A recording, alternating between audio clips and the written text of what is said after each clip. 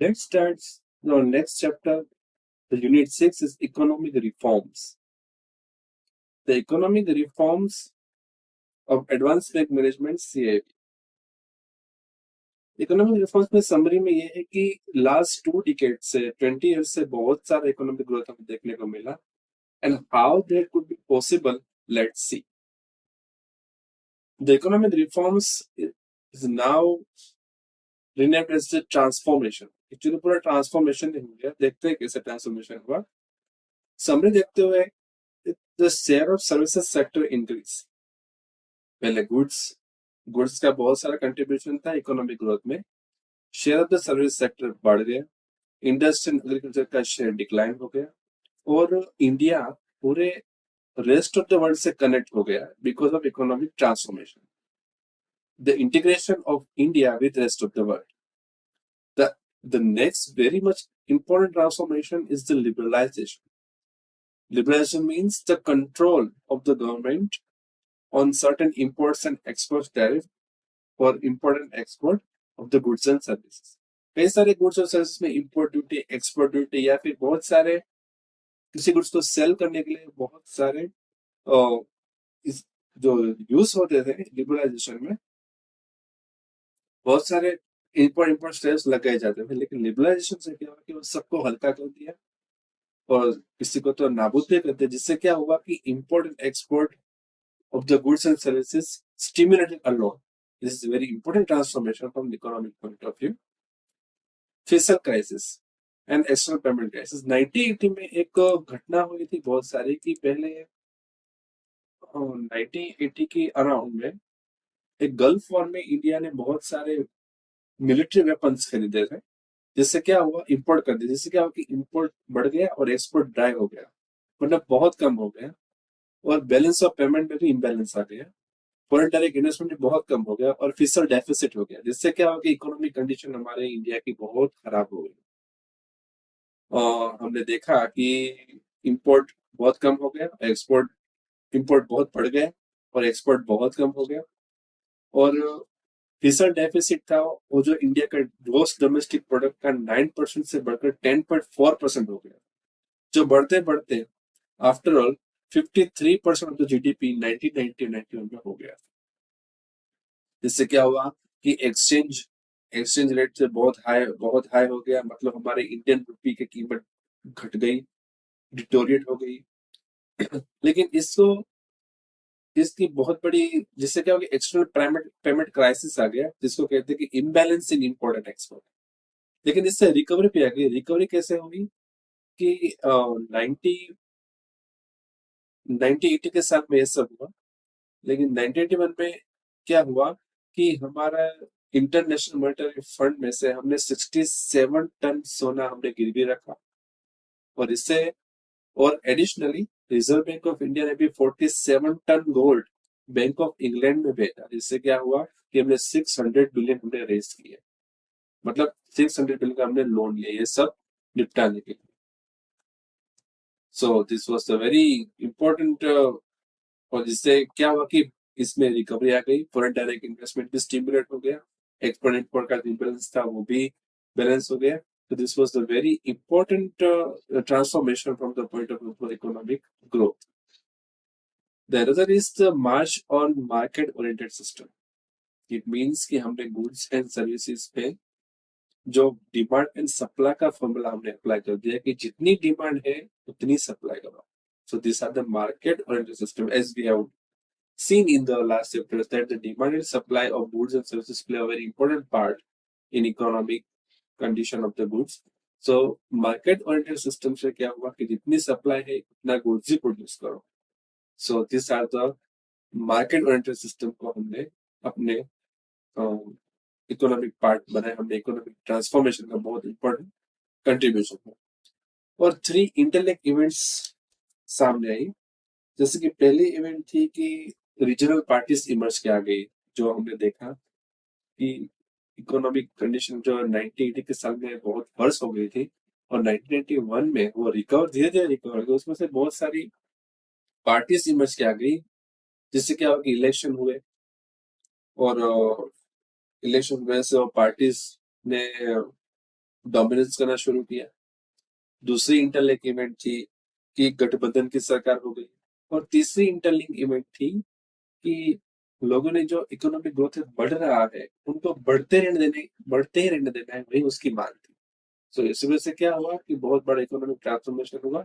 और ये three interlink event ने इकोनॉमिक ग्रोथ में बहुत सारा कंट्रीब्यूशन कर दिया।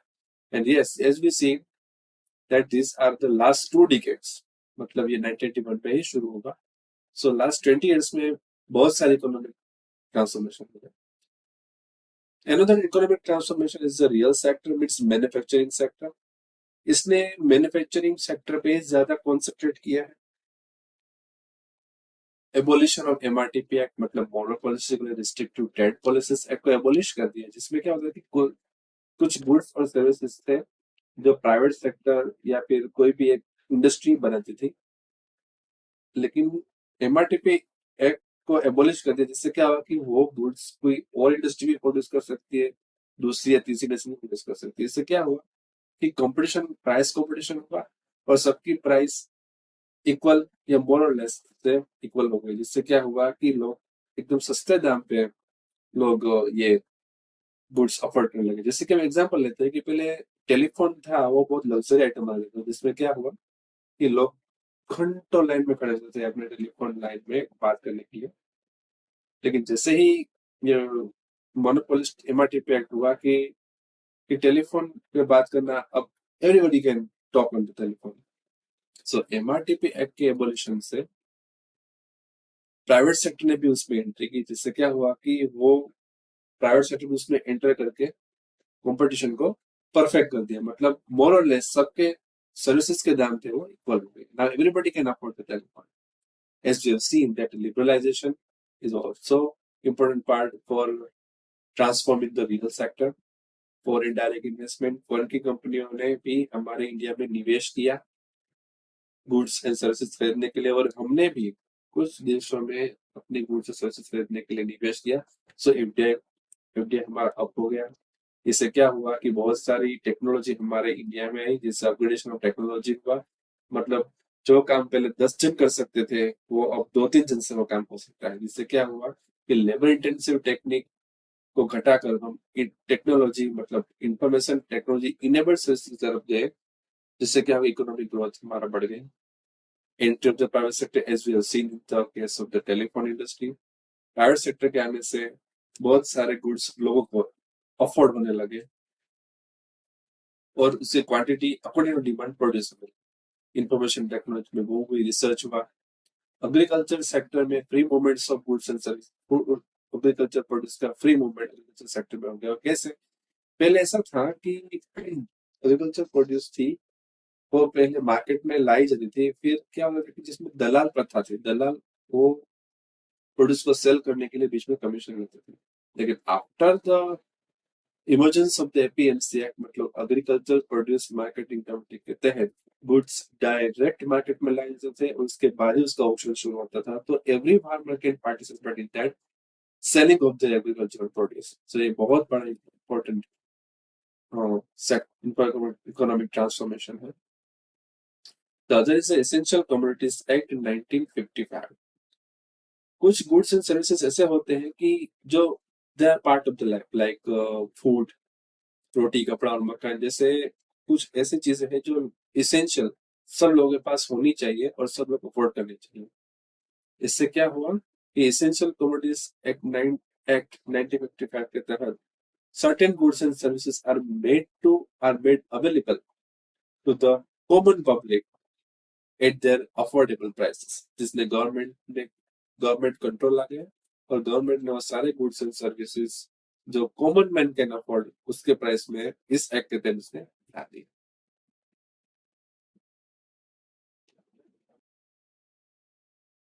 Now next we move to our next topic is the economic transformation in financial sector। Financial sector financial sector में जो ट्रांसफॉर्मेशन होगा उसके लिए एक 3 मेजर रीजन रिस्पॉन्सिबल है। First is the Narasimhan committee report 1992 regarding financial sector. हम देखते हैं कि नरसिम्हा कमिटी में ऐसा इन शॉर्ट देखते हैं कि नरसिम्हन कमेटी में रिपोर्ट 1982 में क्या था। नरसिम्हन नाम के शख्स थे, वो हमारे 13th गवर्नर थे रिजर्व बैंक के इन द ईयर ऑफ 1977। तो उसने रिपोर्ट तैयार किया था अपने इकोनॉमिक ट्रांसफॉर्मेशन के बारे में। उसने ऐसा लिखा था कि भाई एसएलआर और कैश रिजर्व रेशियो, उसके टाइम पे स्टैच्यूरेटी लिक्विडिटी रेशियो 38% था नियरली, उसको घटा के 15% किया जाए। और कैश रिजर्व रेशियो जो 25% था उसको घटा के 13 to 5% किया जाए। नेशनलाइजेशन को बढ़ावा दिया जाए और जो नीडी सेक्टर है, पुअर सेक्टर है, उस पर बैंकिंग सेवाएं पहुंचाई जाएगी। इंटरेस्ट रेट जो डिसाइड करता था वो आरबीआई डिसाइड करता था। तब ऐसा रिफॉर्म आया कि इंटरेस्ट रेट को डिसाइड करने के लिए बैंक को ही उस बैंक पे ही छोड़ दे। Determination of interest rate should be decided by the bank itself, और गवर्नमेंट को इसके बारे में या आरबीआई इसके बारे में कम इंटरफियर करे। Next was the structural reorganisation of banking sector.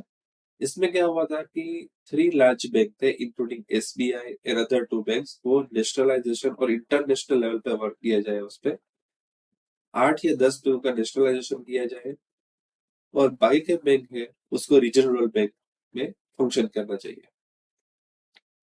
RBI को प्राइवेट सेक्टर को भी इंक्लूड करना चाहिए बैंकिंग सेक्टर में, इसलिए प्राइवेट सेक्टर को भी थोड़ा बहुत बढ़ावा देना चाहिए।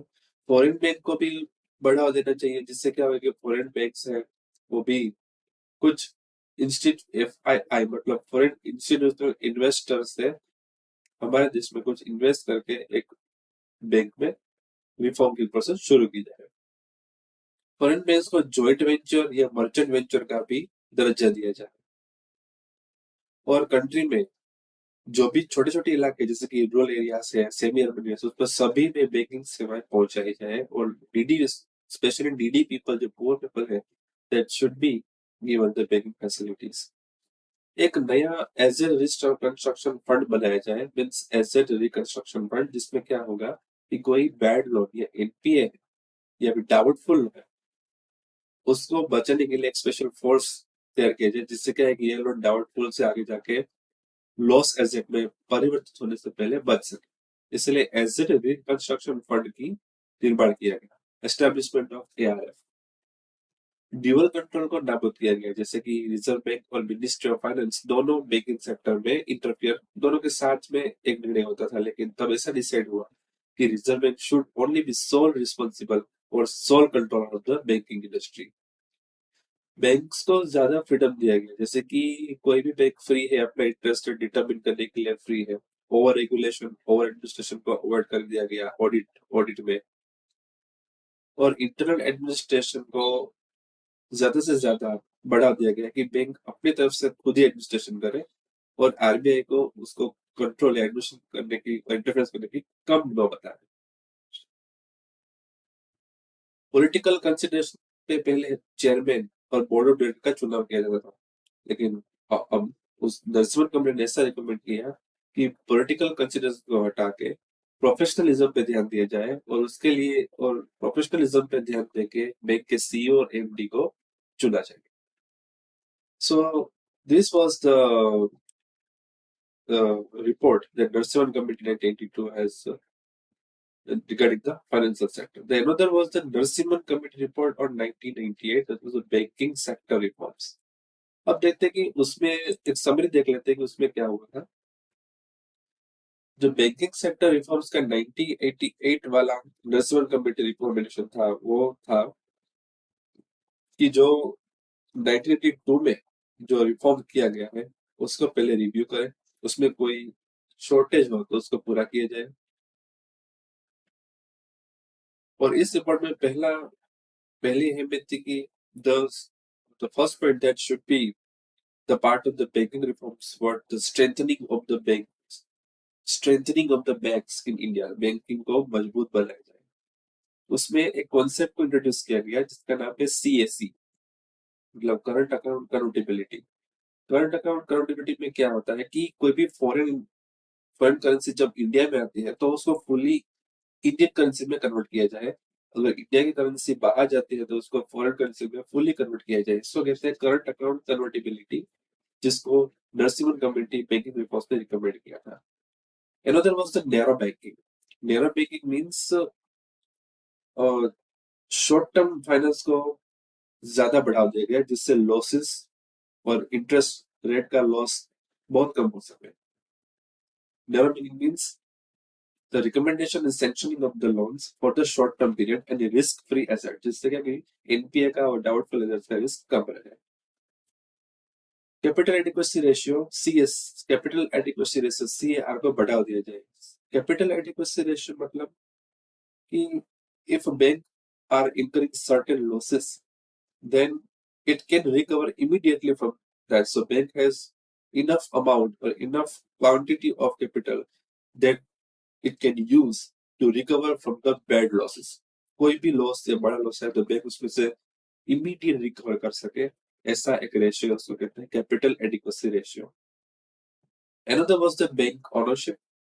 बैंक ओनरशिप मतलब कि बैंक को फ्रीडम दिया जाए, बैंकिंग ऑटोनॉमी है, गवर्नमेंट का कंट्रोल उसमें कम किया जाए और बोर्ड ऑफ डायरेक्टर को अपना डिसीजन रिव्यू करने की फ्रीडम दी जाए और बैंकिंग लॉस को थोड़ा बहुत रिव्यू करे, जैसे कि RBI act, banking regulation act, state bank of India act, bank nationalisation act, ऐसे जैसे भी लॉस ने बनाए उसको they should review again.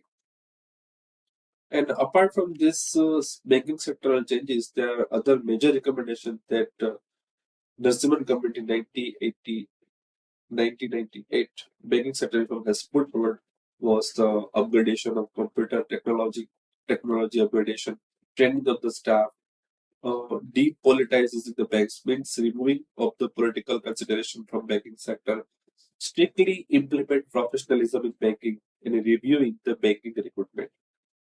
So these are some of the recommendation that Narasimhan Committee Report 1988 regarding banking sector reforms.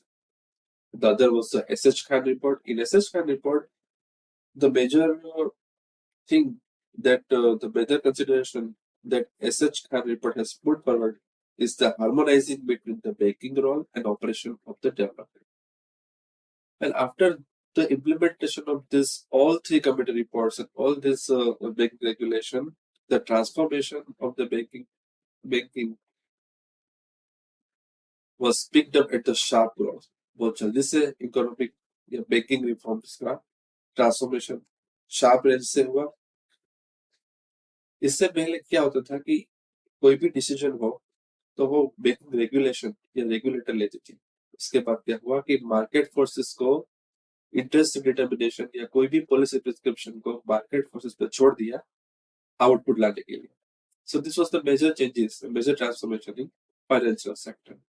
And थोड़े बहुत constraint थे, जैसे कि कोई बैंक में वो फॉरेन बैंक है तो इंडिया में इन्वेस्ट कर पाएगा या नहीं कर पाएगा, या इंडिया की जो कोई बैंक है वो फॉरेन में कुछ इन्वेस्ट कर पाएगी या नहीं कर पाएगी, जैसे ऐसे कुछ इन्वेस्टमेंट रिलेटेड पॉलिसीज जिसमें कंस्ट्रेंट थोड़ी बहुत थी उसने हटा दी। इससे क्या हुआ कि हमारा बैंकिंग सेक्टर ट्रांसफॉर्मेशन बहुत rapidly.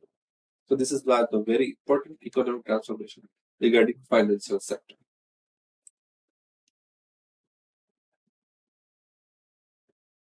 Our next chapter, our next topic is the economic transformation in the financial sector is the money market. Money market में market players ने बहुत सारे important transformation किए। Let's see. For introduction of the market player of the money, there are certain market players like stock exchange, commercial paper, interest rates. Stock exchange और सबसे बड़ा important money market अभी माना जाता है। जैसे फर्स्ट रिफॉर्म क्या हुआ कि फर्स्ट लिबरलाइज कर दिया स्टॉक में से, हम जब स्टॉक इन्वेस्ट कर रहे हैं या उसको रिडीम कर रहे हैं तो उसमें जो भी रिस्ट्रिक्शंस थे उसको लिबरलाइज कर दिया। मार्केट इंटरेस्ट रेट को, मार्केट इंटरेस्ट रेट डिटर्मिनेशन को मार्केट फोर्सेस यानी कि डिमांड और सप्लाई पे छोड़ दिया। पहले इंटरेस्ट रेट एक मनी मार्केट का रेगुलेटर था, वो डिसाइड कर रहा था, लेकिन उसके बाद due to economic transformation market interest rate is now determined by the demand and supply forces of the market. There are certain other money market instruments were introduced like commercial paper. Commercial paper क्या है? Commercial paper के जरिए जो highly बड़े बड़े corporates हैं, जिसका करोड़ों में लेन देन होता है, करोड़ों का टर्नओवर है या लाखों अब्जों में टर्नओवर है, वो कमर्शियल पेपर से शॉर्ट टर्म बोरोविंग्स कर सकते हैं। लेकिन शॉर्ट टर्म बोरोविंग में क्या होता है?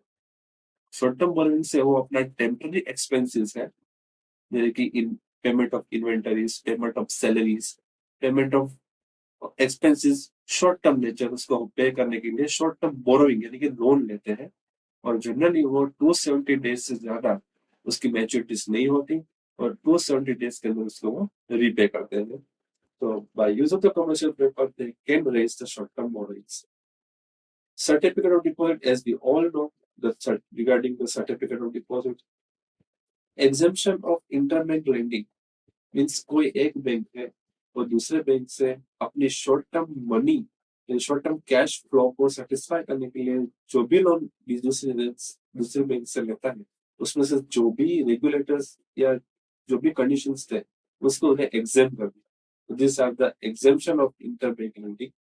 Interest rate, introduction of interest rate swap. Interest rate swap क्या है? An interest rate swap is a forward contract in which one stream of future interest payments is exchanged for another based on the specified principal amount. One stream यानी एक stream जो interest का जो flow होता है, उसको दूसरे interest flow के सामने एक्सचेंज किया जाता है। This are known as interest rate swap. Interest rates are a forward contract where one stream of future interest payment is exchanged for another based on the specified on principal amount, and this can be the fixed and floating. The other is the expansion of repo market. Repo market क्या है? Repo market मतलब repurchase market. Now we see the repurchase market and repo market क्या है? Repurchase agreement is the form of short-term borrowing for dealers in government securities. In case of repo, जो dealer है वो government security cell करते हैं, मतलब dealer government security cell करते हैं इन्वेस्टर को। मतलब डीलर के पास सेल करने से डीलर के पास पैसा आ गया और इन्वेस्टर के पास गवर्नमेंट सिक्योरिटी आ गई। लेकिन वो जो सिक्योरिटी वो एक ही दिन रखते हैं और दूसरे दिन जो डीलर है वो वापस वो सिक्योरिटी खरीद लेते हैं इन्वेस्टर के पास से, लेकिन at a slightly higher price. So this change in the overnight price, मतलब जो हायर प्राइस का सेलिंग प्राइस और बाइंग प्राइस में डिफरेंस है, उसको रेपो रेट यानी कि रीपर्चेस एग्रीमेंट कहते हैं। That small difference in price is implicit the overnight interest rate. So these are the important player in the money market. Next is the forwarded agreement. Forwarded agreement क्या? Forward agreement are the over-the-counter contracts between the parties. They determine the rate of interest to be paid on an agreed upon the date in the future. कोई company loan लेती है और loan चुकाने के लिए वो अभी इंटरेस्ट रेट डिटरमिन नहीं होता, लेकिन फ्यूचर में जो रेट होता है उस इंटरेस्ट रेट से लोन रिपेमेंट करते हैं या बोरोइंग रिपेमेंट करते हैं। So this is called the forward rate agreement.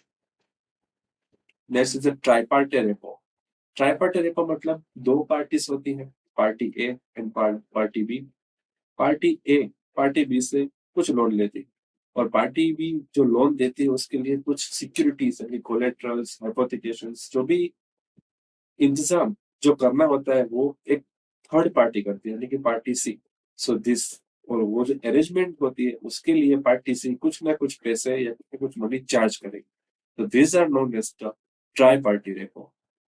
दो पार्टीज के बोरोविंग ट्रांजेक्शन को सेटिस्फाई करने के लिए जो भी सिक्योरिटीज का एक्सचेंज के लिए जो अग्रीमेंट बनता है उसको वो पार्टी को ट्राई पार्टी कहते हैं, जो इंटरेस्ट को चार्ज करती है उसको ट्राई पार्टी रेपो कहते हैं। Next is the collateralized borrowing and lending obligation. This is also the important part or important factor of the money market. Collateralized borrowing and lending obligation क्या? Collateralized borrowing agreement are market instrument that represents an obligation between the borrower and lender. Borrower और lender मतलब loan लेने वाला और loan देने वाला, इन दोनों के बीच में एक अग्रीमेंट होता है, उसको कहते हैं collateralised borrowing lending. And this collateralised borrowing and lending obligation कैसे काम करता है? कोलेटरलाइज्ड बोरोइंग लेंडिंग ऑब्लिगेशन में दो पार्टी हमने देखा कि लेंडर होती है और एक बोरोवर होता है। तो लेंडर और बोरोवर के बीच जो भी लोन ट्रांजेक्शन होते हैं, उस लोन ट्रांजेक्शन को सिक्योर करने के लिए जो भी सिक्योरिटीज यानी कि हाइपोथिकेशन, कोलेटरल्स या प्लेज, जो भी ये सिक्योरिटी डॉक्यूमेंट्स होते हैं, उसके जो रेगुलेशन होता है वो एक अथॉरिटी करती है और उसका नाम है clearing corporation of India. Clearing Corporation of India regulates this transition. So, collateralized borrowing obligation allow the short-term loans to be secured by financial institution, helping to cover their transaction. The regular transaction को cover करने के लिए जो firms या companies short-term loan देती है और उसके लिए जो भी collateral देती है उसको कहते हैं collateralized borrowing and lending obligation. Next is the government security market. Government security market में क्या होता है कि जो गवर्नमेंट सिक्योरिटीज होती है उसमें introduction of market option system. पहले क्या होता था, गवर्नमेंट सिक्योरिटी सेल करने के लिए एक रेगुलेटर की रिक्वायरमेंट होती थी, लेकिन अब जो भी मार्केटेबल सिक्योरिटीज है उसको ऑप्शन सिस्टम से सेल करते हैं और उसमें एक ज्यादा एक इम्पोर्टेंट पार्ट होता है ways and means advances.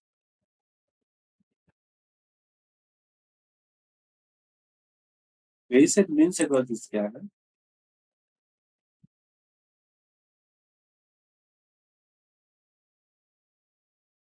Ways and means advances, we can simply put ways and means advances is the facility for both central and state government. Central government and state government को अपने expenses को satisfy करने के लिए, expenses को पूरा करने के लिए जो भी लोन वो आरबीआई से लेता है उसको वेज एंड मीन्स कहते हैं।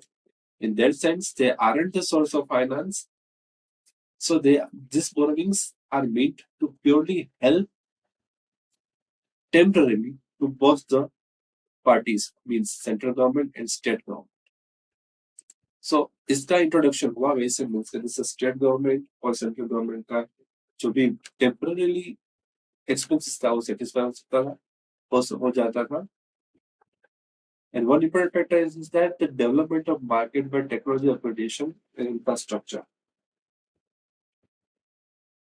गवर्नमेंट सिक्योरिटी में टेक्नोलॉजी और अपग्रेडेशन एंड मार्केट इंफ्रास्ट्रक्चर की वजह से गवर्नमेंट सिक्योरिटी मार्केट में बहुत सारा इंपॉर्टेंट चेंजेस इकोनॉमिक रिफॉर्म्स आए।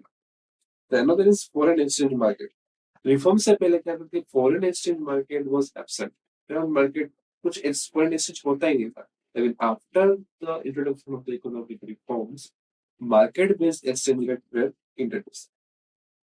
इट मींस फॉरेन एक्सचेंज का डिटर्मिनेशन मार्केट के सप्लाई और डिमांड की क्रिस क्रॉस से फॉरेन एक्सचेंज रेट डिटरमिन होता है। Market based system of determination of foreign exchange, foreign exchange market में फॉरेन एक्सचेंज मार्केट का इंट्रोडक्शन से बहुत सारे इकोनॉमिक रिफॉर्म्स आए। New stock exchanges were also prevalent and significant liberalization on capital account convertibility एक important factor है। Capital account convertibility, current account convertibility.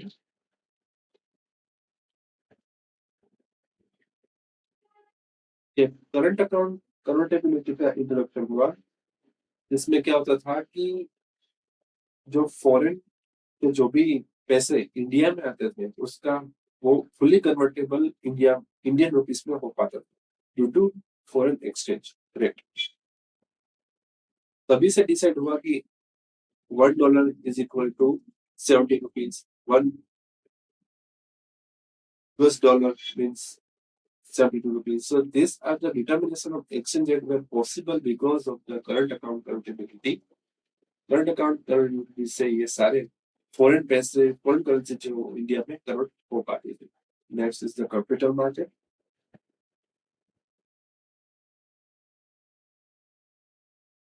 As we know, the companies raise capital from the stock market. अपने कोई भी company business शुरू करने के लिए पहले आईपीओ बाहर आईपीओ इश्यू करती है, लेकिन आईपीओ एक्चुअली इश्यू कहाँ करती है, वो करती है प्राइमरी मार्केट। और after the issuance of the IPO, if they want to raise capital again, they put their stock exchanges in secondary market. So primary market and secondary market के introduction से capital market में बहुत सारी economic reform आया primary market के issuance से।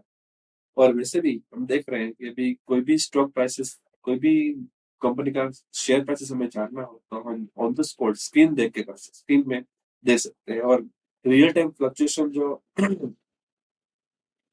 Real time fluctuations जो होते हैं, हम रियल टाइम देख सकते हैं। So this are the screen based trading open. Screen based trading से कैपिटल मार्केट में बहुत सारा इकोनॉमिक रिफॉर्म आया। And another was the next was the options and futures. Options and future क्या है? अब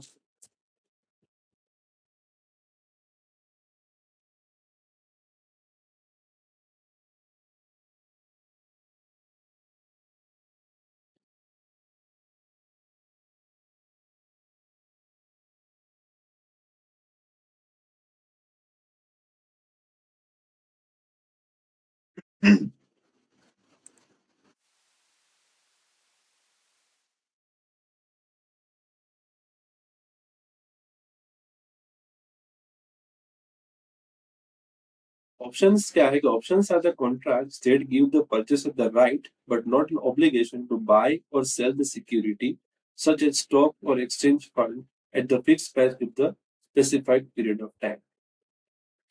अभी जो भी रेट चल रहे हैं, सपोज हम मान लें कि 7% चल रहा है, 8% चल रहा है, तो उसी रेट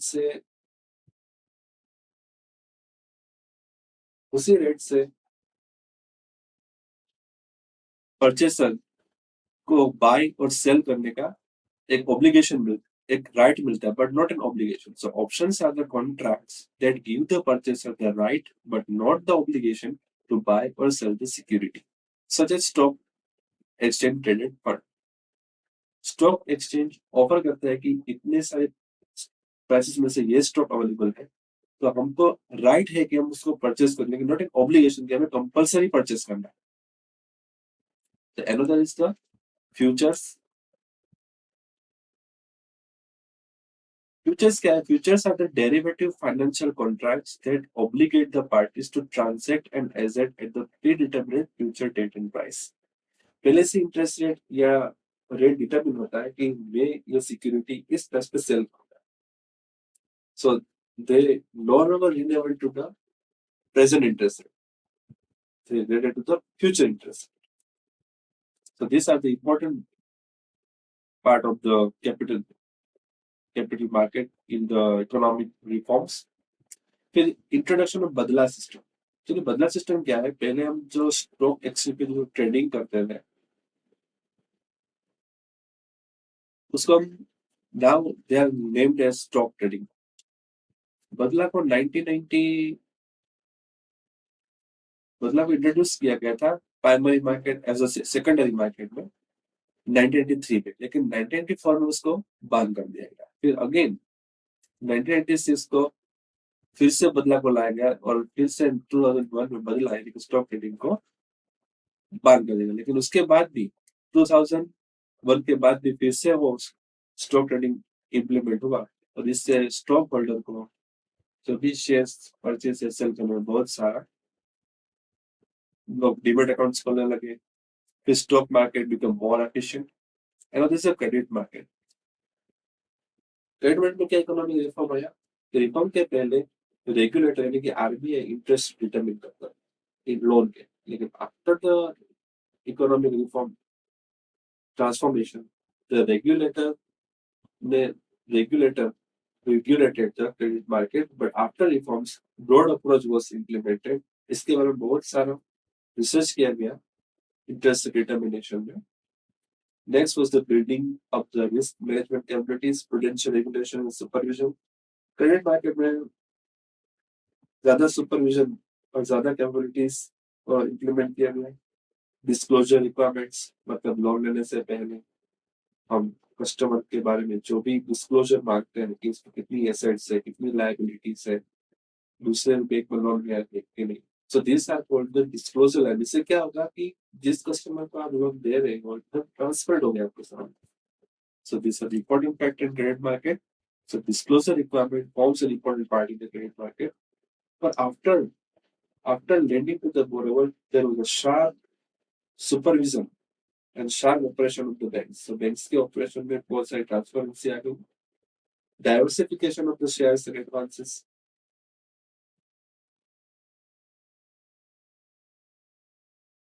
पहले commercial यानी corporates को loan दिए जाते थे बहुत ज़्यादा, लेकिन after all economic reforms, the loans were also provided to the even the small part of the population, with poor, इन गरीबों को जो भी money, the lowest part of the economy means poorest को भी loan देने गए. Next is the payment system. Payment system से economic growth हुआ, जैसे कि rapid development हुआ, ATM की introduction हुआ, enactment of National Payment System Act 2007, use of ATM से लोगों को पैसे मिलने लगे, स्पीड क्लियरिंग से लोगों को पैसे मिलने लगे, एनईएफटी स्ट्रैटेजी से तुरंत लोगों को पैसे का भुगतान मिल जाता था. सीटीएस क्लियरिंग, ईसीएस क्लियरिंग से क्या हुआ, इकोनॉमिक ग्रोथ में बहुत सारा ट्रांसफॉर्मेशन है due to payment system.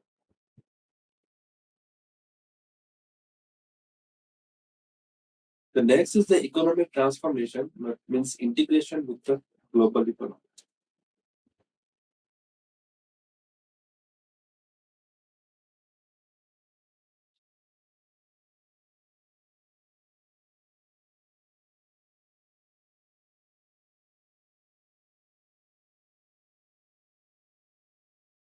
The other part was the rapid growth in the services sector.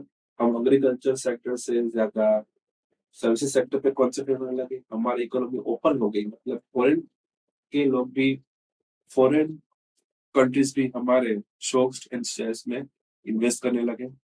All this rapid growth and transformation are due to 1991 crisis. ये हम definitely कह सकते हैं कि 1991 में हमने जो फिशल डेफिसिट और फिशल क्राइसिस का जो सामना किया था, अगर उसको सामना करने के लिए ही ये सारे रिफॉर्म्स किए गए, और रिफॉर्म्स इतने सारे इंपॉर्टेंट हुए, कभी भी ये reforms prevalent existing. We have also welcomed the foreign capital in our country. We have stimulated also the commercial exports. Net capital inflows were also increased. So these are all due to the balance of payment crisis in 1991. अगर 1991 का payment crisis नहीं होता तो शायद reforms नहीं होते. The other aspect of this is the current account accountability. As we have seen that the current account accountability means the conversion of the foreign currency fully in our Indian rupee. Another is the trade utilization, growth in terms of capital accounts, foreign direct investment, the development of portfolio investment. As we have seen, portfolio investment means shares, dividends.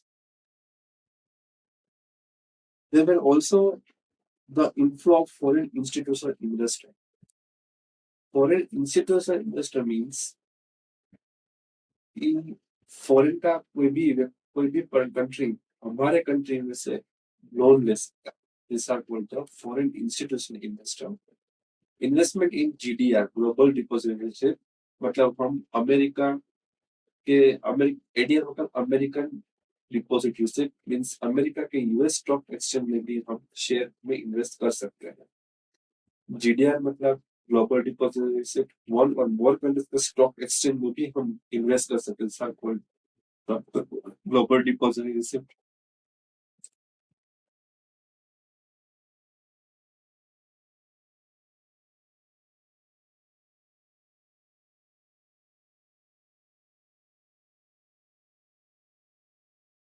This the other is foreign institutional investor.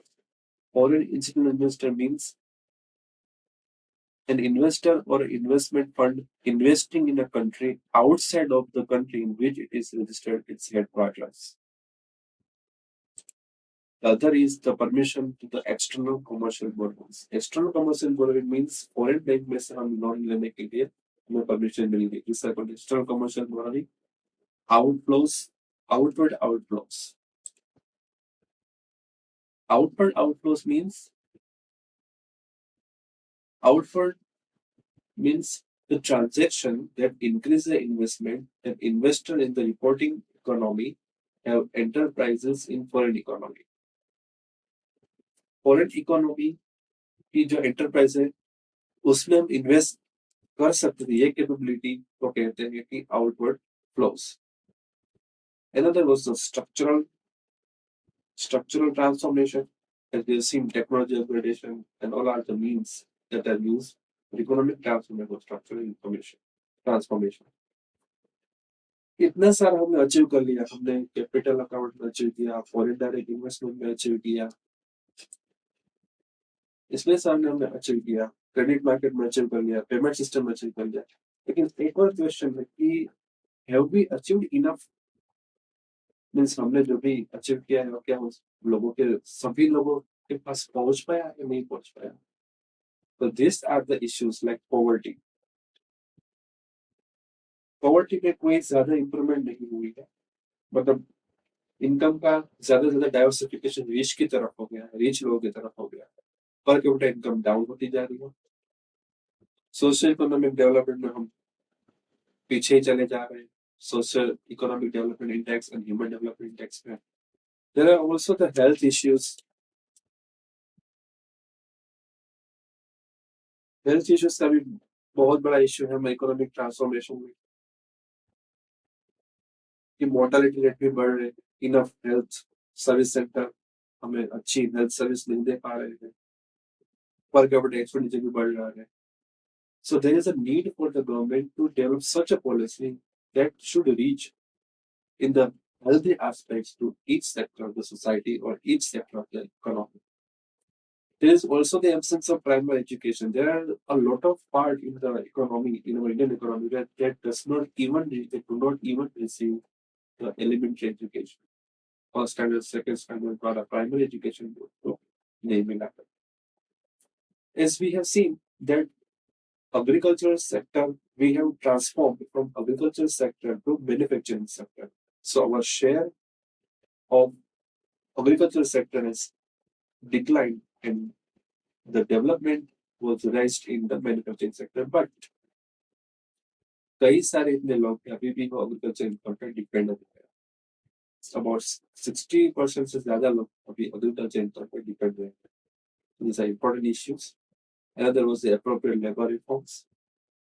It is also the matter of report that appropriate labor reforms नहीं हो पा रही. Pension system, gratuity system, और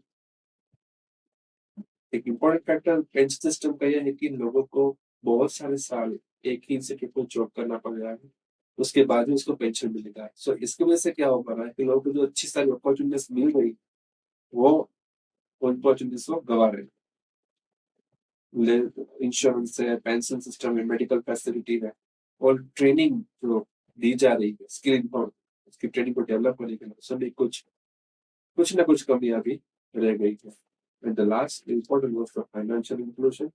Last 20 साल से बहुत सारा development economic transformation हुआ, लेकिन अभी भी थोड़ा बहुत जो एरिया है वो अंडर डेवलप्ड है जिससे ये बेनिफिट्स नहीं पहुंच पाया. सो एक्सपेक्ट करते हैं कि गवर्नमेंट इस अंडर प्रिविलेज मतलब जो सेक्शन पे ये रिफॉर्म्स नहीं मिल पाया है उसमें भी वो अपना कुछ प्रयास करें जिससे वो सारे एरिया कवर्स हो गए. So this are the all about economic transformation in the real sector, financial sector, money market, government security market, foreign exchange market, capital market, credit market, payment system. And also there are certain issues that have not been yet revised even after the economic transformation. That's all. So thank you friends for interesting and reading this important unit of CAIIB Advanced Bank Management economic reforms. अगर ये video आपको अच्छा लगा हो तो channel informative text को like कीजिए, share कीजिए, सब्सक्राइब कीजिए। चलिए मिलते हैं हमारे नेक्स्ट वीडियो में।